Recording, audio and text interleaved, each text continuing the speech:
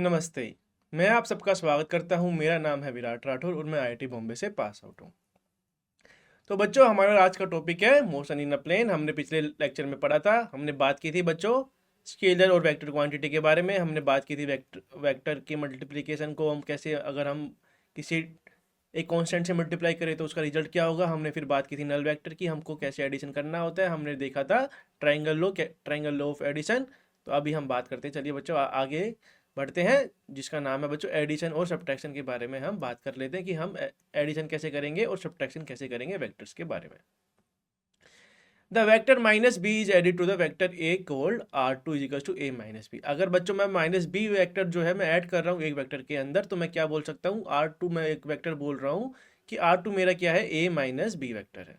और are one vector है बच्चों मेरा a plus b also so in the same figure for the comparison we can also use the parallelogram method to find the sum of the two vector.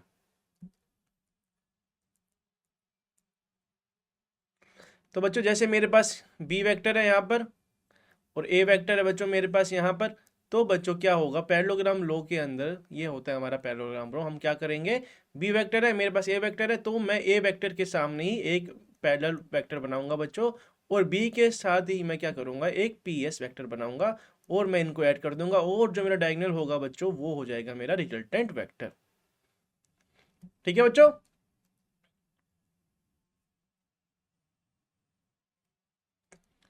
जैसे हमने figure के अंदर देखा, we can also use the parallelogram method to find the sum of the two vector. Suppose we have two vector A and B, to add this vector we bring their tail to the common origin O, then we draw a line from the head of a parallel A to the B and another line parallel head to the parallel head of B parallel to A and complete a parallelogram। जैसे हमने वो parallelogram देखा बच्चों।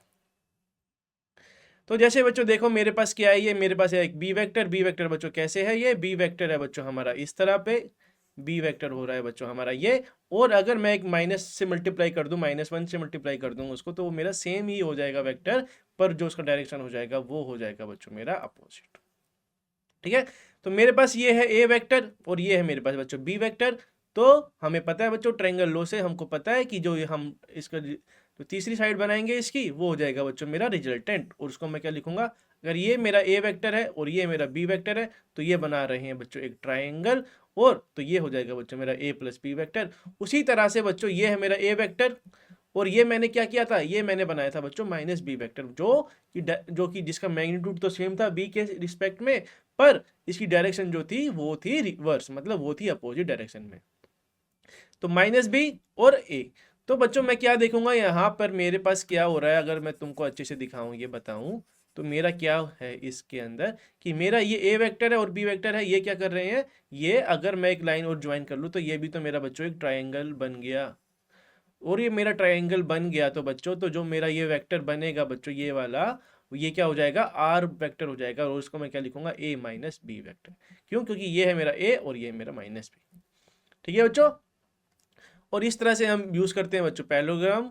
ये क्योंकि ये है बच्चों मेरा एक वेक्टर बी, ये है बच्चों मेरा ए बी वेक्टर, ये बच्चों मेरा ए वेक्टर। हमने क्या किया, एक पैरेलल बनाया, और ये हमने बनाया इसके पैरेलल, और ये बनाया बच्चों हमने इसके पैरेलल। ठीक है। और जो डायगोनल बनेगा बच्चों हमारा, इसको हम बोलेंगे कि रिजल्टेंट होगा ये, मतलब ए प्लस बी वेक्टर। जैसे कि मतलब हमने ऐसे क्या किया था, हमने देखा था ट्रायंगल लो, उसी तरह से ये हमारा पैरेललोग्राम लो की मदद से भी हम इसको निकाल सकते हैं हमारा रिजल्टेंट। ठीक है बच्चों, चलिए आगे बढ़ते हैं। Now we join the point of the intersection of this two line to the origin O. The resultant vector R is directed from the common origin O along the diagonal OS of the parallelogram। ठीक है, जैसे हमने उस case के अंदर देखा था, parallelogram लो के अंदर हमने देखा था, तो इस तरह से हम इसको यूज करेंगे, डायगोनल बनाएंगे उसके लिए, ओएस डायगोनल बनाएंगे। The triangle law is used to obtain the resultant of A and B and we see that the two method yield the same result. तो बच्चों ये जो हमारा ट्रायंगल लॉ जो है और जो मेरा पैरेललोग्राम लॉ जो है, ये हमको देता है एक ही result. We see that the two method yield the same result that the method are equivalent. तो ये दोनों मेथड है बच्चों, पैरेललोग्राम मेथड जो था हमारा और जो ट्रायंगल लो था बच्चों हमारा, वो दोनों सेम ही था। ठीक है। जो तुमको कन्वीनियंट लगे बच्चों उस तरह से तुम ये यूज कर सकते हो वेक्टर के एडिशन और सब्ट्रैक्शन के लिए। ठीक है, चलिए आगे बढ़ते हैं बच्चों, देखते हैं एक एग्जांपल। एक क्वेश्चन देखते हैं ये क्या कह रहा है। Rain is falling vertically with speed of 35 meter per second. कह रहे रेन जो है बच्चों वो फॉल कर रही है, मतलब वर्टिकली नीचे की तरफ जा रही है, मतलब हमारी जो ड्रॉप है, वाटर ड्रॉप है, वो नीचे की तरफ गिर रही है। कितने स्पीड से गिर रही है वो हमको बताया गया कि 35 मीटर पर सेकंड की स्पीड से जो है हमारी वाटर जो है फॉल हो रहा है, जो रेन है हमारी नीचे फॉल हो रही है। साथ ही साथ बच्चों ये कह रहा है कि wind start blowing after some time. कह रहा है कि साथ ही साथ जो है हमारी विंड जो है बच्चों एक स्पीड से, कितनी स्पीड से ट्रेवल हो रही है, मूव कर रही है, वो कर रही है बच्चों 12 मीटर पर सेकंड की स्पीड से मूव हो रही है ईस्ट से, in east to west direction के अंदर। इन विच डायरेक्शन, और हमसे पूछा गया in which direction should a boy waiting at a bus stop hold his umbrella. तो मतलब जो हमारा जो अम्ब्रेला का होगा बच्चों, जो बॉय जो होल्ड कर रहे हैं अम्ब्रेला, वो कितना उसको होल्ड करना चाहिए, किस डायरेक्शन के अंदर होल्ड करना चाहिए कि उसको जो है बारिश ना लगे। तो जैसे हमको देखा बच्चों कि हमारी जो है रेन क्या हो रही है, वो आ रही है नीचे की तरफ, और मेरी विंड जो है, और मैंने इसके अंदर जो है हमको दिखा दिया गया है, हमको क्वेश्चन में दिया गया है, हमको डायरेक्शन दी गई है। ये है बच्चों मेरा ईस्ट, ये बच्चों है मेरा वेस्ट, ये है मेरा नॉर्थ, और ये है मेरा साउथ। तो हमारा जो रेन है बच्चों वो जा रहा है नीचे, मतलब अगर मैं इसको बोलूं कि ये है बच्चों मेरा वी आर, और मेरी विंड जो है ब्लो हो रही है ईस्ट से लेके वेस्ट की तरफ, मतलब ये है मेरा ईस्ट और ये जाएगा बच्चों वेस्ट की तरफ। तो ये मैं बोल देता हूँ वी डब्ल्यू। तो बच्चों तुमको दिख रहा होगा कि ये क्या बना रहा है, बेसिकली ये एक ट्रायंगल बना रहा है। तो इससे हम ये ट्रायंगल बना रहा है, या तो हम इसको एक पैरेललोग्राम वो भी बना सकते हैं बच्चों। अगर मैं इसको पैरेललोग्राम बनाऊं तो ये पैरेललोग्राम भी बन रहा है। तो हमको क्या देखने को मिला था कि ये जो डायगोनल होता है बच्चों, ये हमारा होता है रिजल्टेंट। ठीक है, तो ये रिजल्टेंट होता है। तो इसके केस के अंदर मैं क्या करूंगा, इसको मैं लिख दूंगा कि ये मेरा जो एंगल होगा, ये मैं इसको मान लेता हूं बच्चों थीटा। कितने एंगल से क्या होगा, ये जो रिजल्टेंट होगा बच्चों, मतलब मेरा जो, जैसे इसकी वजह से जो विंड की वेलोसिटी की वजह से और जो वी आर है, तो ये हमारा रिजल्टेंट देगा इधर। जो हमारी जो रेन ड्रॉप होगी वो इस तरह से फॉल होना स्टार्ट होगी, किसी एंगल थीटा से हम इसको मान लेते हैं। ठीक है, चलिए देखते हैं इसका solution. The velocity of the rain and the wind are represented by the vector. हमने बच्चों क्या किया था, वेलोसिटी और रेन की वेलोसिटी और विंड की वेलोसिटी हमने वेक्टर के फॉर्म में उसको दिखा दिया था। And are in the direction specified by the problem the magnitude of each. तो बच्चों मैग्नीट्यूड क्या हो जाएगा, जैसे हमने देखा था कि वी आर तो था बच्चों हमारा इधर, और वी डब्ल्यू था बच्चों हमारा इधर। और वी आर बच्चों हमको दिया गया था बच्चों 35 मीटर पर सेकेंड, और वी डब्ल्यू दिया था बच्चों हमको 12 मीटर पर सेकेंड। ठीक है, तो पैरेललोग्राम लॉ की वजह से बच्चों मैं क्या निकाल सकता हूं कि ये होगा बच्चों मेरा रिजल्टेंट, ये बच्चों मेरा आर, और इसका जो मैग्नीट्यूड होगा वो हो जाएगा बच्चों, वो हो जाएगा under root V R square plus V W square. ठीक है, चलिए आगे बढ़ते हैं। तो ये क्या हो जाएगा बच्चों 35 स्क्वायर प्लस 12 स्क्वायर, ये आ जाएगा बच्चों मेरा 37 मीटर पर सेकेंड। क्योंकि या तो तुम इसकी मदद, या तो पैरेललोग्राम मदद की मदद से इसको देख सकते हो, या इसको तुम पाइथागोरस थ्योरम भी लगा सकते हो कि जो ये होगा बच्चों मेरा, ये होगा मेरा 90, ये मेरा बच्चों क्या है, ये मेरा बेस, ये है हाइपोटेनियस, और ये हो जाएगा मेरा बच्चों, सॉरी बेस, ये हो जाएगा बच्चों मेरा परपेंडिकुलर, ये हो जाएगा मेरा बच्चों हाइपोटेनियस। तो हाइपोटेनियस का हमको रिजल्ट निकालना है, तो हम क्या करते थे, अंडर रूट करेंगे इसके बी वेक्टर को, सॉरी हमारे वी आर वेक्टर को और वी डब्ल्यू वेक्टर को, हम इसका रिजल्टेंट लेंगे। तो वो हो जाएगा बच्चों मेरा रिजल्टेंट आ जाएगा बच्चों मेरा under root 35 square plus 12 square, ये आ जाएगा मेरा 37 मीटर पर सेकेंड स्पीड आ जाएगी, कि इतनी स्पीड से वो इस एंगल पे वो फॉल हो रहा होगा, और मान लेते हैं ये एंगल थीटा। और अगर मुझे एंगल थीटा निकालना है तो बच्चों मैं क्या करूंगा, ये है बच्चों मेरा थीटा। अगर मैं तुमको एक अच्छी फिगर बताऊं बच्चों कि मैं क्या कर रहा हूं,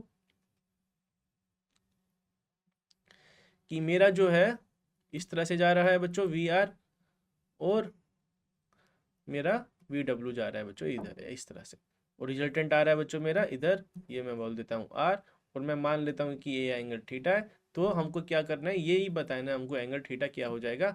तो बच्चों मुझे पता है कि टेन टेन थीटा क्या होता है, टेन थीटा होता है हमारा, ये हमारा हो गया पी, ये हो गया हमारा बी, मतलब परपेंडिकुलर डिवाइडेड बाय बेस, मतलब वी डब्ल्यू, क्योंकि बच्चों वी डब्ल्यू ही हमारा पी है, यहाँ को मैं लिख सकता हूँ V W upon V are.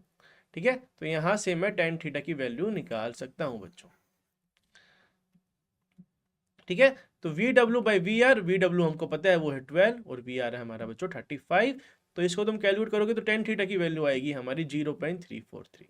तो थीटा की वैल्यू क्या आ जाएगी बच्चों हमारी tan इवन 0.343। अगर तुम इसको कैलकुलेट करोगे तो क्या आएगा बच्चों हमारा आंसर, वो आएगा बच्चों 19 डिग्री। तो इसीलिए क्या हो जाएगा बच्चों, हमको ये एंगल मिल जाएगा। तो इसीलिए there for the boy should hold his umbrella. तो मतलब जो बॉय को जो है हमारा जो रेन में खड़ा हुआ है उसको अपनी अम्ब्रेला को इस तरह से रखना होगा कि इन द वर्टिकल प्लेन की जो उसका एंगल हो बच्चों वो 19 डिग्री बनाए वर्टिकल टुवर्ड ईस्ट की, इधर वर्टिकल टुवर्ड ईस्ट। ठीक है, तो बच्चों इतना एंगल, उस एंगल से उसको अम्ब्रेला को होल्ड करना पड़ेगा ताकि जो है उसको रेन ना लगे और वो भीगे ना। चलिए आगे बढ़ते हैं, बहुत बेसिक बेसिक से क्वेश्चन थे बच्चों, चलिए आगे बढ़ते हैं। Suppose A is any vector lying in x Y plane. कह रहा है कि मान लीजिए कि ए वेक्टर है हमारे पास जो कि एक्स वाई प्लेन के अंदर लाई कर रहा है। ठीक है, जैसे कि मान लेते हैं हमारा ये है,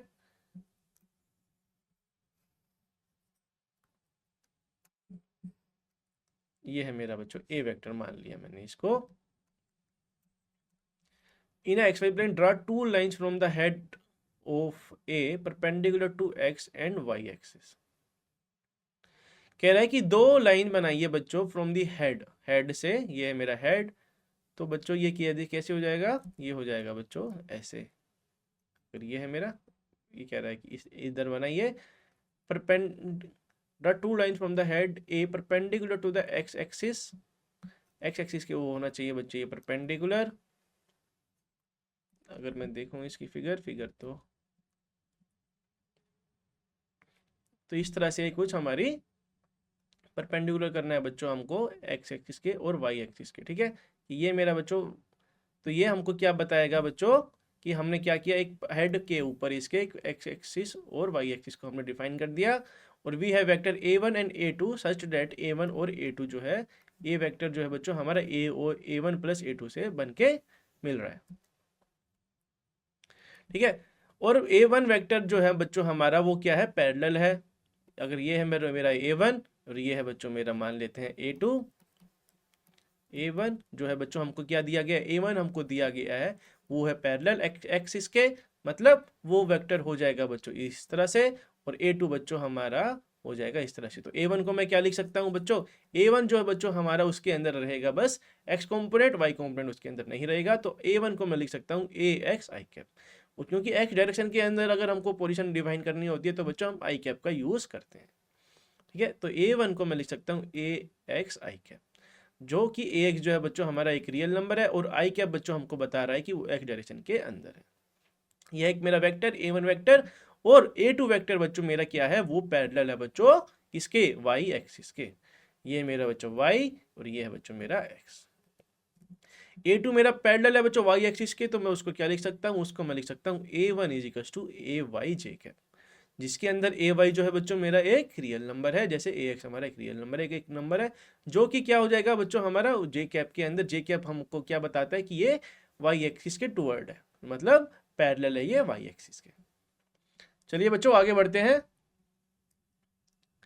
थस ए, तो फिर हम ए को मैं क्या लिख सकता हूँ बच्चों, ए वेक्टर को मैं क्या लिख सकता हूँ टोटली, अगर मैं उसको लिखूँ कि मतलब पूरे उसको प्लेन के अंदर मैं डिफाइन करूँ कि अगर मेरा ये वेक्टर है बच्चों कि इस तरह से वो जा रहा है, तो मैं क्या बोलूँगा कि इसकी जो है इसके पास क्या है, एक्स डायरेक्शन में कुछ है और वाई डायरेक्शन में इसके कुछ है। तो मैं ए वेक्टर को लिख सकता हूँ a x I cap plus a Y J cap, और a x i y are called the x and y component of the vector ए।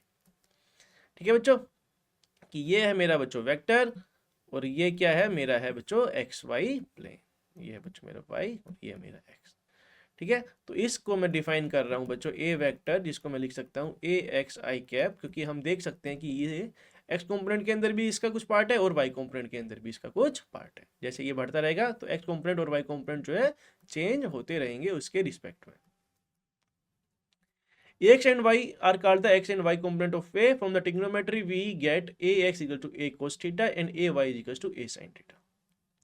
कह रहे हैं कि बच्चों अगर मेरे पास ये a है और मैं मान लूं कि ये मेरा थीटा है बच्चों और ये है बच्चों मेरा a, तो अगर मैं प्रोजेक्शन लूँ बच्चों ए का किसके टुवर्ड, इसके टुवर्ड एक्स एक्सिस के टुवर्ड मैं लूँ तो मैं क्या लिखूंगा, ए कोस थीटा लिखूंगा, ए एक्स को मैं लिखूंगा ए कोस थीटा। क्यों? क्योंकि इसका प्रोजेक्शन बच्चों क्या होता है, ए दिस, अगर तुमको ये पता होगा बच्चों, मतलब हमें अगर फॉर्मूला लगाएंगे जैसे कि ये मान लीजिए मेरा ये है एक्स, तो मैं क्या लगाऊंगा, कोस थीटा बच्चों हमारा क्या होता है, कोस थीटा हमारा होता है बच्चों बेस अपॉन हाइपोटेन्यूज। तो एक्स मेरा क्या आ जाएगा बच्चों, हाइपोटेन्यूज है मेरा ए, तो एक्स बच्चों मेरा आ जाएगा ए कोस थीटा। ठीक है, तो मैं क्या कर रहा हूँ, इसका प्रोजेक्शन ले रहा हूँ मैं इधर, और इसका प्रोजेक्शन में अगर मैं वाई डायरेक्शन में लूंगा तो वो क्या हो जाएगा बच्चों, वो हो जाएगा मेरा ए साइन थीटा। तो ये हमेशा याद रखना बच्चों, याद रखने की जरूरत भी नहीं है वैसे तुम्हें, ये तुमको आना ही चाहिए बच्चों, क्योंकि हम क्या कर रहे हैं, प्रोजेक्शन ले रहे हैं ए का एक्स एक्सिस के टुवर्ड और वाई एक्सिस के टुवर्ड बच्चों, तो इससे हम ऐसा प्रोजेक्शन इसको हम लिख सकते हैं। चलिए आगे बढ़ते हैं। A vector can be specified in a plane by the magnitude a and an angle theta with the x axis। तो बच्चों जो हमारा वेक्टर है उसको हम कैसे रिप्रेजेंट कर सकते हैं, उसको कैसे स्पेसिफाई कर सकते हैं प्लेन के अंदर, उसके मैग्नीट्यूड से, और जो एंगल होगा बच्चों उसके बीच का एक्स एक्सिस से वो जो एंगल बना रहा होगा हम उससे भी उसको डिफाइन कर सकते हैं, और उसका कंपोनेंट ले सकते हैं कि अगर वो एंगल थीटा बना रहा है एक्स एक्सिस से तो हम क्या बोल सकते हैं कि एक्स डायरेक्शन के अंदर उसको हम लिखेंगे ए कोस थीटा, और वाई डायरेक्शन के अंदर हम लिख देंगे a sine theta, component a x and A y. चलिए आगे बढ़ते हैं। If a and theta are given, कह रहा है कि अगर हमको ए वेक्टर ए दिया गया है, मैग्नीट्यूड दिया गया है और थीटा दिया गया है, तो हम क्या कर सकते हैं, then A x and A Y can be obtained from the above two equation. तो बच्चों हम ए एक्स और ए वाई निकाल सकते हैं कि ए एक्स डायरेक्शन की मतलब एक्स डायरेक्शन के अंदर, एक्स कंपोनेंट के अंदर हमारी क्या वैल्यू है, क्या हमारा मैग्नीट्यूड है, कितना प्रोजेक्शन है, हम वो निकाल सकते हैं, और वाई डायरेक्शन के अंदर भी हमारा प्रोजेक्शन कितना रहेगा उसकी मदद से हम निकाल सकते हैं। कि हमने देखा था ये था हमारा ए कोस थीटा और ये था बच्चों हमारा a sine theta. ax and y are given, then a and theta can be obtained। कह रहा अगर हमको ax और ay हमको दिया गया है तो हम a और थीटा हम क्या कर सकते हैं, निकाल सकते हैं। कैसे निकाल सकते हैं, तो a वेक्टर क्या हो जाएगा बच्चों मेरा, अगर मैं इसका रिजल्टेंट निकालूंगा, रिजल्टेंट मैग्नीट्यूड क्या हो जाएगा बच्चों मेरा a का, वो हो जाएगा बच्चों मेरा under root A x square plus a Y square.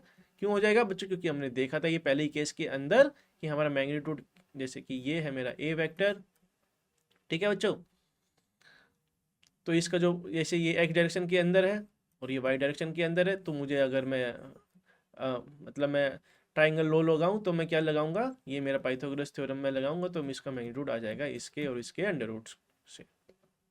ठीक है, तो टेन थीटा भी हमारा यहाँ से निकल सकता है a y divided by a x. तो हम क्या कर सकते हैं, अगर मेरे पास ए एक्स डायरेक्शन में दी गई है और ए वाई डायरेक्शन में दी गई है बच्चों कंपोनेंट, तो मैं यहाँ से क्या कर सकता हूँ, हम मेरा मैग्नीट्यूड निकाल सकता हूं बच्चों में ए वेक्टर का, और मैं निकाल सकता हूं एंगल कितना रहेगा एक्स एक्सिस के टुवर्ड्स बच्चों। चलिए आगे बढ़ते हैं। Position vector and displacement. The position vector R of a particle P located in a plane with reference to the origin of an X and Y.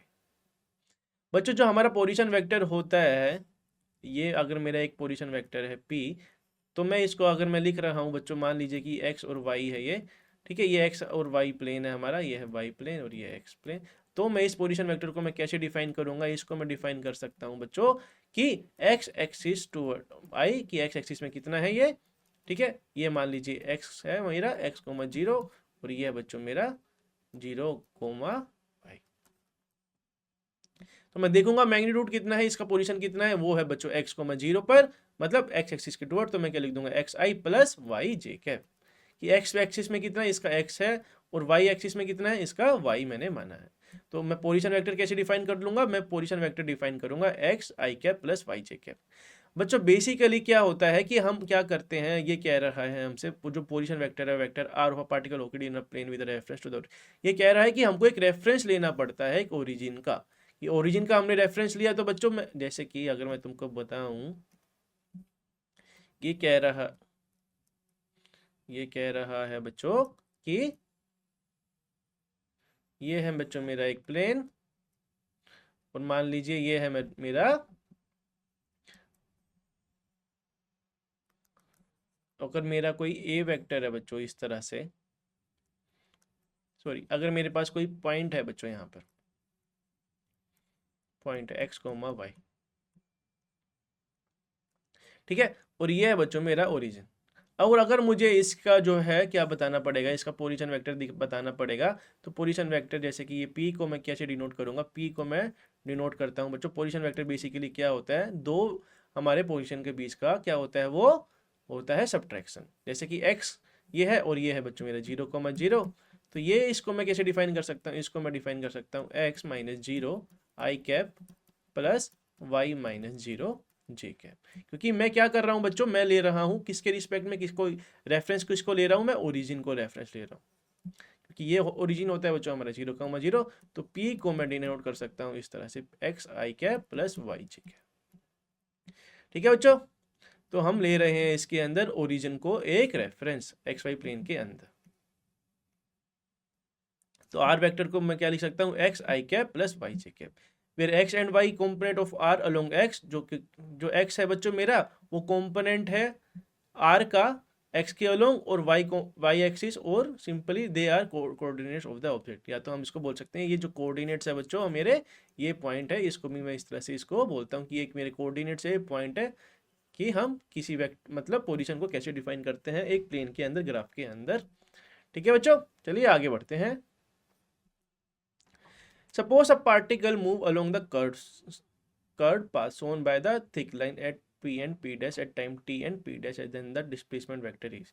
कह रहा है कि अगर मेरे पास क्या हो बच्चों, कि अगर मेरा वेक्टर जो है वो हो रहा है कर्व पाथ के अंदर मूव हो रहा है, जैसे कि अगर मैं इसको ऐसे बोलूं, ये इस तरह से ये मूव हो रहा है। ठीक है, तो इनिशियली जो पोजीशन वेक्टर होगा बच्चों मेरा वो था बच्चों आर, मैं ले रहा हूँ बच्चों रेफरेंस ओरिजिन को, ये बच्चों मान लीजिए मेरा है आर, और ये हो मान लेता हूँ मैं इसको बच्चों आर डैश। तो हमसे क्या पूछ रहा है बच्चों, हमसे ये पूछ रहा है कि ये वाला जो होगा, ठीक है, ये तो हो रहा है बच्चों इस तरह से मूव, तो ये जो बच्चों मेरा होगा, मान लीजिए कि ये इनिशियल पॉइंट, ये है बच्चों मेरा फाइनल पॉइंट, तो मेरा आई एफ क्या हो जाएगा बच्चों, आई एफ मेरा हो जाएगा, मतलब आई एफ क्या है बेसिकली बच्चों मेरा, वो है चेंज इन पोजीशन, मतलब मेरा डिस्प्लेसमेंट कितना हुआ। हम डिस्प्लेसमेंट कैसे काउंट करेंगे, इसके अंदर हम लिखेंगे बच्चों आर डैश, मतलब फाइनल माइनस इनिशियल। ठीक है बच्चों, initial vector minus initial position vector, final position vector minus initial position vector को मैं इस तरह से ये देख सकता हूँ। और इसका जो डायरेक्शन होगा बच्चों वो कैसे होगा, वो होगा जैसे कि अगर मैंने ये P पॉइंट लिया है, इसको मैंने लिया है P डैश, तो वो हो जाएगा बच्चों P से लेके P की तरफ।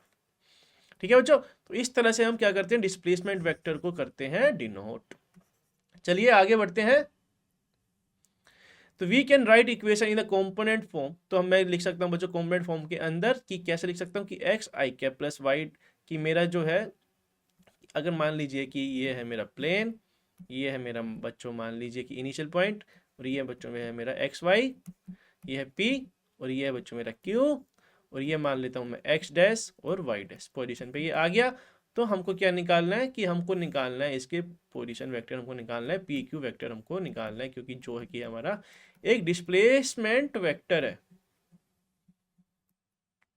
ठीक है बच्चों, तो इसको मैं कैसे डिफाइन करूंगा, इसको मैं डिफाइन करूंगा डेल्टा आर को, हमने क्या देखा था, डेल्टा आर क्या था मेरा, आर माइनस आर डैश था, आर डैश माइनस आर था, क्योंकि final minus final position minus initial position. तो फाइनल पोजीशन को मैं कैसे लिख सकता हूँ बच्चों, आर वेक्टर को मैंने कैसे लिखता हूँ, अगर मैं रेफरेंस ले रहा हूँ बच्चों ओरिजिन को, तो मैं इसको लिख सकता हूँ एक्स, आर डैश को मैं लिख सकता हूँ, अगर ये है तो मैं इसको लिख सकता हूँ X dash I cap plus Y dash J cap minus of R vector. इसका पोजीशन वेक्टर मैं कैसे लिखूंगा बच्चों, इसका मैं लिखूंगा बच्चों, ये बच्चों यहाँ पर आएगा, ये आ जाएगा बच्चों एक्स आई cap minus y plus Y जे कैप। तो इसको मैं डिनोट करूंगा बच्चों, इसको मैं आगे सोल्व करूंगा, तो ये क्या हो जाएगा बच्चों मेरा, ये हो जाएगा बच्चों एक्स डैश माइनस एक्स आई cap plus Y dash minus y j के, इसके अंदर x डैश माइनस एक्स को मैं लिख सकता हूँ डेल्टा x, और y डैश माइनस वाई को मैं लिख सकता हूँ डेल्टा y। ठीक है बच्चों, तो इस तरह से मैं पोजीशन वेक्टर को मैं डिफाइन कर सकता हूँ कि मेरा अगर एक पोजीशन है किसी पॉइंट P पर और वो पोजीशन चेंज हो रहा है, तो उनके बीच का जो डिस्प्लेसमेंट वेक्टर है मैं इस तरह से उसको डिनोट कर सकता हूँ। चलिए आगे बढ़ते हैं। अब बात करते हैं बच्चों, हमने बात की थी डिस्प्लेसमेंट वेक्टर की, अब हम बात करते हैं वेलोसिटी की। तो बच्चों वेलोसिटी क्या होती है? बेसिकली वेलोसिटी हमारी होती है rate of change of displacement. ठीक है बच्चों, तो average velocity V dash of an object is the ratio of the displacement. तो बच्चों वो ratio of the displacement and the corresponding time interval. तो बच्चों एवरेज वेलोसिटी हमारी क्या हो जाएगी? एवरेज वेलोसिटी हमारी हो जाएगी रेशो किस का? डिस्प्लेसमेंट का रेशो और जितना उसने टाइम लिया है उसका रेशो। मतलब अगर displacement divided by total time taken, उसको हम बोल देंगे बच्चों कि हमारी वो एवरेज वेलोसिटी है। तो इसको अगर मैं लिखूं तो वो कैसे लिखूंगा कि वो लिखूंगा मैं del R by delta T, मतलब रेट ऑफ मतलब हमारा जो change in position vector divided by change in time, कितना उसने टाइम लिया। तो हमने देखा था डेल्टा आर था, वो था हमारा बराबर डेल्टा एक्स आई के प्लस डेल्टा वाई जे के। तो इसको अगर मैं सोल्व करूंगा तो बच्चों मैं लिख सकता हूँ i delta x by delta t plus y delta y by delta t. तो मतलब क्या हो रहा है इसके अंदर कि हमारा जो पोजीशन जो चेंज हो रहा है एक्स के रिस्पेक्ट में और वाई के रिस्पेक्ट में चेंज हो रहा है, और हम क्या देख रहे हैं कि आई डायरेक्शन मतलब आई कैप के अंदर मतलब एक्स डायरेक्शन के अंदर हमारा कितना चेंज हो रहा है और वाई डायरेक्शन के अंदर कितना चेंज हो रहा है, इसको हम साइमल्टेनियसली मतलब लिख सकते हैं। इसके अंदर मैं डिनोट कर रहा हूँ बच्चों delta x by delta T, मतलब जो उसकी जो वेलोसिटी है, मतलब जो rate of change of displacement है एक्स डायरेक्शन के अंदर, मैं लिख रहा हूँ उसको वी एक्स, और rate of change of displacement in the Y direction को मैं लिख रहा हूँ बच्चों वी वाई। तो इस तरह से मैं क्या करूंगा, एक वेलोसिटी वेक्टर को डिफाइन कर सकता हूँ कि अगर हमारा जो पार्टिकल है टू प्लेन के अंदर मूव हो रहा है। तो इस तरह से बच्चों हम डिनोट करते हैं वेलोसिटी वेक्टर को। ठीक है बच्चों, चलिए आगे बढ़ते हैं। Since v average velocity is equal to delta r by delta t, the direction of the average velocity is same as delta of delta। तो बच्चों जो डायरेक्शन है बच्चों एवरेज वेलोसिटी की, वो क्या हो जाएगी बच्चों? सेम हो जाएगी डेल्टा आर की, जो मतलब डिस्प्लेसमेंट की, मतलब जो हमारी पोजीशन, हमारा जो पोजीशन चेंज हुआ है, जो उसका जो डायरेक्शन होगा हमारे डिस्प्लेसमेंट का, वही डायरेक्शन होगा बच्चों हमारी एवरेज वेलोसिटी का। ठीक है, the velocity instantaneous velocity is given by the limiting value of the average velocity at the time interval approaches to zero। तो बच्चों जो इंस्टेंटेनियस वेलोसिटी है वो हमारी वेलोसिटी होती है जब एक छोटे से टाइम के लिए, मतलब छोटे से टाइम ऑफ इंटरवल के लिए, जब हमारे जो टाइम जो होता है काफ़ी ज़्यादा छोटा होता है, अप्रोक्सीमेटली जो होता है वो जीरो के बराबर होता है, मतलब 0.11 0.00 समथिंग, तुम 0.0012 कुछ इसको मान सकते हो कि छोटे से टाइम के लिए, बहुत जैसे मिली सेकेंड के लिए हम क्या कर रहे हैं। इंस्टेंटेनियस वेलोसिटी का मतलब होती है कि उस इंस्टेंट के ऊपर किसी छोटे से इंटरवल के अंदर जो हमारी वेलोसिटी क्या होती है, इस तरह से हम इसको डिफाइन करते हैं। और इसके अंदर हम बच्चों हम लिमिट क्या लिखेंगे, वेलोसिटी को हम लिखेंगे limit delta t tendings to zero, ये लिखेंगे delta r by delta T, मतलब छोटे से टाइम के लिए उसकी वेलोसिटी क्या होगी। तो इसको हम इस तरह से डिफाइन करते हैं, इसको हम लिख सकते हैं D R by D T. चलिए आगे बढ़ते हैं। The thick line represent the path of an object which is at point P and time t। P1, P2, P3 represent the position of an object after time delta T1, delta T2। मान लीजिए कि कोई point है बच्चों P1 और P2 किसी time delta T1 delta T2 के ऊपर, कि P1 से लेके गया वो P2 तक, P2 से गया बच्चों P3 तक, P1 P2 P3, और इसने लिया बच्चों टाइम डेल्टा T1, मान लीजिए इसने लिया बच्चों delta T2। The motion in 2 or 3 dimension velocity and acceleration vector may have an angle 0 degree and 180 degree। तो बच्चों जो मोशन होगा बच्चों इन दो, मतलब दो डायमेंशन के अंदर, मतलब एक प्लेन के अंदर या थ्री डायमेंशन के अंदर, एक थ्री डी के अंदर, तो जो वेलोसिटी और एक्सीलरेशन वेक्टर है बच्चों, उनका जो एंगल होगा बच्चों वो 0 भी हो सकता है और 180 डिग्री भी हो सकता है। कैसे हो सकता है कि मान लीजिए अगर मेरी वेलोसिटी है इस तरह से वो जा रही है, और मान लीजिए कि जो हमारा एक्सीलरेशन है वो डी एक्सीलेट कर रहा है, मतलब जो हमारा जो ऑब्जेक्ट है वो डी एक्सीलेट कर रहा है और वेलोसिटी है इस डायरेक्शन के अंदर, तो मैं क्या बोलूँगा कि जो मेरा जो एक्सीलरेशन अगर वो डी एक्सीलेट कर रहा है मतलब वो नेगेटिव है, तो मेरा जो होगा एक्सीलरेशन का जो वेक्टर वो इस तरह से कुछ हो जाएगा। तो हमें देखने को मिलेगा कि इसका एंगल जो होगा वो 0 डिग्री हो जाएगा। अगर मेरा ऑब्जेक्ट अगर मूव हो रहा है, किसी वेलोसिटी वी हमने दी और उसके ऊपर फ्रिक्शन लग रहा है, तो धीरे धीरे वो क्या हो जाएगा, रेस्ट पे आ जाएगा। तो इसका मतलब वो हो रहा है डी एक्सीलरेट, उसके अंदर एक्सीलरेशन होगा इधर इस तरफ। और अगर हमारा ऑब्जेक्ट जो है एक्सीलरेट हो रहा है और इस पर लग रहा है कोई फोर्स, तो ये एक्सीलरेट भी इधर हो रहा है और वेलोसिटी अभी भी हमारे इधर है, तो मैं क्या देखूंगा कि मेरा एक्सीलरेशन और वेलोसिटी का जो है उनके बीच का जो एंगल है वो क्या है, वो 0 डिग्री है। तो ये बच्चों चेंज होता है किसके रिस्पेक्ट में चेंज होता है, उनके डायरेक्शन के रिस्पेक्ट में और उसके मैग्नीट्यूड के रिस्पेक्ट में वो चेंज होता है बच्चों। ठीक है बच्चों, तो अभी आज के लिए इतना ही बच्चों, हम मिलेंगे नेक्स्ट लेक्चर में। Thank you very much.